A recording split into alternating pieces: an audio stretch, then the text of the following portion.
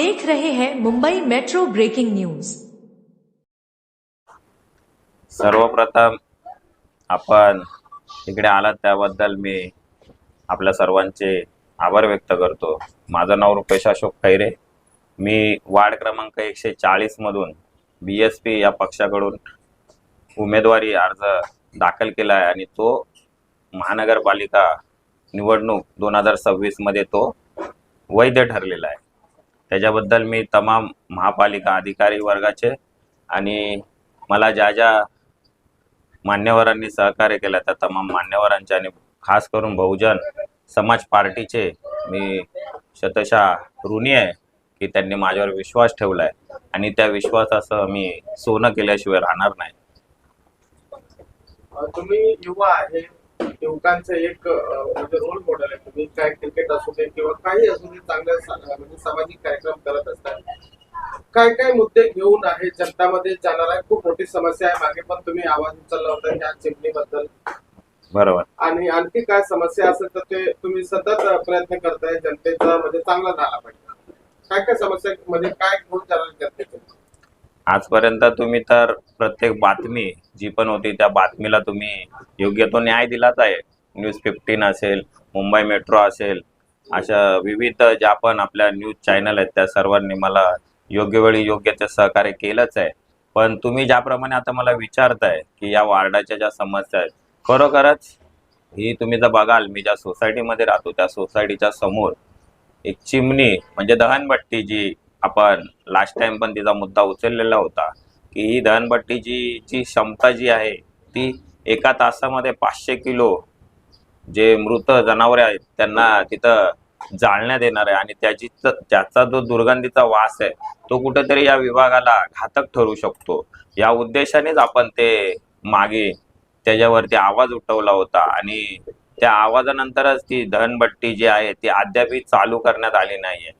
आपला त्याच्याबद्दल रास असाच प्रयत्न असेल जर मला इथल्या स्थानिकांनी, मी एक स्थानिक उमेदवार म्हणून इकडे उभा आहे, कारण या विभागामध्ये 140 प्रभागामध्ये बाहेरून उमेदवार येऊन इथलं जर राजकारण जर कुठेतरी घाण होत असेल तर स्थानिकांना माझं एवढंच आव्हान आहे की तुम्ही विभागातला एक स्थानिक म्हणून एक माझ्याकडे तुम्ही लक्ष द्यायला पाहिजे। कारण चिमणीबद्दल जर बोलायचं गेलं तर ठीक आहे, कारण प्रत्येक घरामध्ये जनावरं पाळण्याचा कोणाकोणाला छंद असतो आणि त्या जनावरांचा नंतर जर अंत्यविधी झाला तर खरोखरच त्यांना परिस्थिती वाईट येते, त्यांना दफन करायचं कुठं किंवा काय।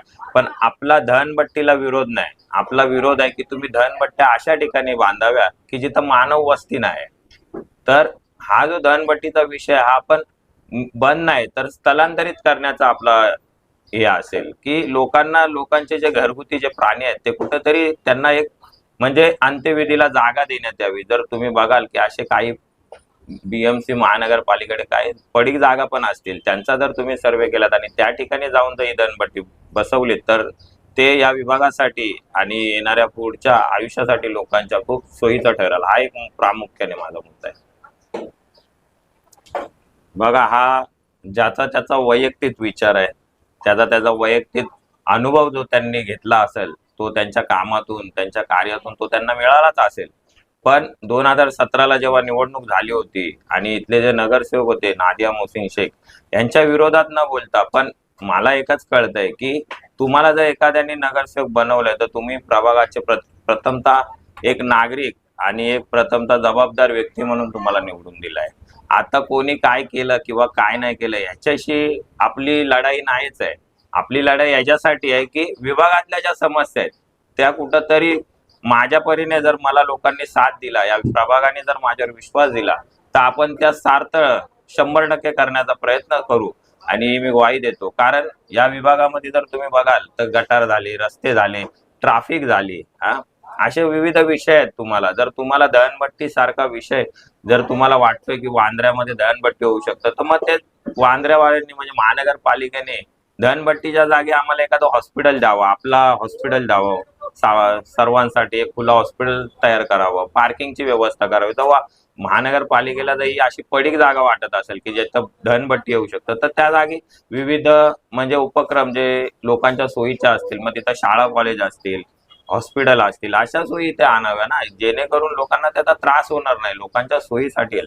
आणि मागील नगरसेवकांनी काय केलं, कारण त्यांचा कार्यकाल हा 2017 ते 2022 पर्यंत होता आणि 22 नंतर तर नगरसेवक पदच सर्व रिक्त झालेत, कारण प्रशासक येऊन बसले होते.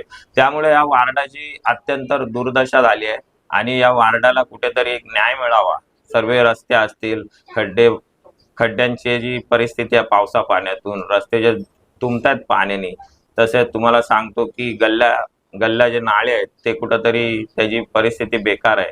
इकडचं शिक्षण व्यवस्थेवरती काम नाहीये, आरोग्यावरती काम नाही, पाण्यावरती काम नाही. या सर्व विषयाला घेऊनच आम्ही पुढं पाऊल टाकलेलं आहे आणि बहुजन समाज पार्टी मार्फत मी हे पूर्ण करण्याचं ग्वाही या विभागाला, या प्रभागाला देतो. साहेब, तुमच्या बघा, मी कोणाच्या ताकदीचा किंवा कोणाच्या मनस्थितीचा किंवा कोणाच्या जोराचा मी विरोध नाही करत आहे. माझा विरोध हा फक्त स्थानिकांच्या प्रश्नांचा आहे. ठीक आहे, जो महानगरपालिकेमध्ये मी मांडू शकतो. आता बघा, माझा हांडोरेंशी किंवा मोसीम शेखशी किंवा संजय कांबळेंशी कॉम्पिटिशन नाही आहे. माझं कॉम्पिटिशन इथली जी व्यवस्था आहे किंवा इथं जी कामं झाली पाहिजे त्या कामासाठी आहे. म्हणून मी कोणाचा वैयक्तिक, माझा कोणाशीच वाद नाही, कोण माझं दुश्मन नाही. ते त्यांच्या परीने तयारी करतात, मी माझ्या परीने तयारी करतो. ते त्यांच्या पक्षाची भूमिका मांडतील, मी माझ्या पक्षाची भूमिका मांडत. आणि हे खेळीमेळी तर जरी 10-15 दिवसात, हे आता वेळ आहे या निवडणुकीमध्ये, या 10-15 दिवसानंतर ते मला आवाज देतील, मी त्यांना आवाज देईल. म्हणजे एक बोलतात नाही का, एक मैत्रीपूर्ण लढत असेल ही. माझा असं त्यांच्याबद्दल राग नाही किंवा त्यांना पण माझ्याबद्दल राग असेल असं मला वाटत नाही. वार्ड क्रमांक 140 ची जनतेला काय अपील करणार आहे की तुम्ही युवा निवडून आला तर नक्की बदल होणार? माझा प्रभाग क्रमांक 140 ला हीच विनंती आहे की प्रभाग क्रमांक 140 चा जर विकास करायचा असेल तर तुम्ही स्थानिक उमेदवाराला, म्हणजेच रुपेश अशोक खैरे याला, बहुजन समाज पार्टीकडून जी अधिकृत तिकीट मिळाली आहे, त्यांचं जे चिन्ह आहे, म्हणजे माझं चिन्ह जे हत्ती आहे, याच्यावरती तुम्ही येत्या 15 तारखेला मोहर लावून मला या महानगरपालिकेवर आपला बहुजन समाज पार्टीचा झेंडा फडकवण्याची एक म्हणजे संधी द्यावी. त्या संधीचं मी नक्कीच सोनं करेल. कारण विभागातील तरुण पोरं ज्याप्रमाणे आज खेळ बंद आहे, क्रिकेट बंद आहे, स्पोर्ट्सकडे लक्ष नाही आणि तरुणांच्या शिक्षणाकडे, मग इथं IPS MPSC असे जे क्लास आहेत, या सर्वांचं नियोजन करूनच आम्ही या निवडणुकीचा सामोरं जाणार आहे. आणि त्याचा नक्कीच मला विश्वास आहे की इकडची जी प्रभाग क्रमांक 140 ची जी जनता आहे ती नक्कीच मला साथ देईल. माझा जर वचननामा तुम्ही बघाल तर प्रामुख्याने या विभागात ज्या ज्या समस्या आहेत त्या सर्वांचं तर आपण निवारण करतोच आहे. पण मुख्य म्हणजे इकडची जी परिस्थिती आपण लक्षात घेतलात तर इकडं ॲम्ब्युलन्स नावाचा एक प्रकार नाही आहे. ठीक आहे, एखादी शववाहिनी नाही आपल्या विभागात. ठीक आहे, तसेच या प्रभागामध्ये अत्यंत गरीब घटक राहणारा समाज आहे आपला. मग एखादं लग्न कार्य करायचं झालं तर समाज कल्याण केंद्र नाही आहे ह्या प्रभाग क्रमांक 140 मध्ये. लोकांची जर लग्न करायची झाली, एखाद्या मुलाचं जर, एखाद्या फॅमिलीला जर लग्न करायचं झालं तर लग्नासाठी असा आपल्या इथे एक सभागृह किंवा असा हॉल नाही आहे. तो जो आपण हॉल आहे तर तो आपण मोफत असा हॉलचा स्थापना इथं करणार. हॉल बद्दल बरं झालं तुम्ही बोलला, कारण हॉलचा एक जो विषय आहे खूप मोठा गंभीर आहे. मनपूर शिवाजीनगरमध्ये हॉल कुठल्या तरी संस्थेला दिला जातो तर संस्था एवढीची असते आणि मोठी करून त्याच्यावर 50-50 1-1 लाख रुपये त्याबद्दल काय? नाही, आपण महानगरपालिकेच्या जर व्यवस्थेमध्ये किंवा त्यांच्या सिस्टम मध्ये जर आपण गेलो, या प्रभागाने जर मला संधी दिली तर नक्कीच या प्रभागासाठी आपण मोफत असा हॉलची व्यवस्था करणार की जिथे कोणताही गरीब ते श्रीमंत कोणी येऊ दे, तिथं त्यांना मोफतच असं त्या ठिकाणी ज्या हॉलची किंमत असेल तो कोणताही त्याच्यावरती सेवा आकारली जाणार नाही. हा प्रामुख्याने विषय आहे. त्याच्यानंतर या विभागाला, या प्रभागाला एक ॲम्ब्युलन्स आपण देणार आहोत. तसंच जागोजागी जे धार्मिक स्थळ आहेत त्या धार्मिक स्थळांच्या आजूबाजूची, मग तिथं मस्जिद असेल, मंदिर असेल, विहार असेल, त्यांच्या आजूबाजूला आपण सुशोभीकरण चांगल्या प्रकारचं कसं करता येईल त्याच्यावरती आपलं लक्ष असेल. इकडचा जर समाज बघितला, रिक्षा टॅक्सी चालवणारा हा गरीब समाज आहे आणि या रिक्षा टॅक्सी स्टँड चालवणाऱ्या लोकांना एखादा शेड बांधण्याचं म्हणजे व्यवस्था नाही आहे, शेड नाही, त्यांना पावसा पाण्यात उघड्यावर बसायला लागतं. तर शेडची जागोजागी आपल्या ज्या ज्या नाक्यावरती रिक्षा टॅक्सी स्टँड आहे तिथं आपण शेड बांधणार आहोत. प्रामुख्याने एक विषय आहे की बीएमसी महानगरपालिकेमध्ये जे कंत्राटी पद्धतीने काम करतायत त्यांना आपण जर महानगरपालिकेत बसलो तर त्यांच्या कामावरती कायमस्वरूपी रुजू करण्याचं आपण काम करणार आहे. या महानगरपालिकेमध्ये जे जे आजपर्यंत सेवानिवृत्त झाले म्हणजे वेगवेगळ्या खात्यातले होते त्यांच्या काही पीटीके बंद केलेल्या आहेत, त्या सर्व पीटीके चालू करण्याचं देखील आपण काम करणार आहे. म्हणजे असे प्रामुख्याने विषय आहेत. जर वर्ली बीडीडी साली सारख्या एरियाला जर 600 ते 550 स्क्वेअर फीट घरं भेटतायत तर गोवंडी प्रभागाला फक्त 350 आणि 325च घर का?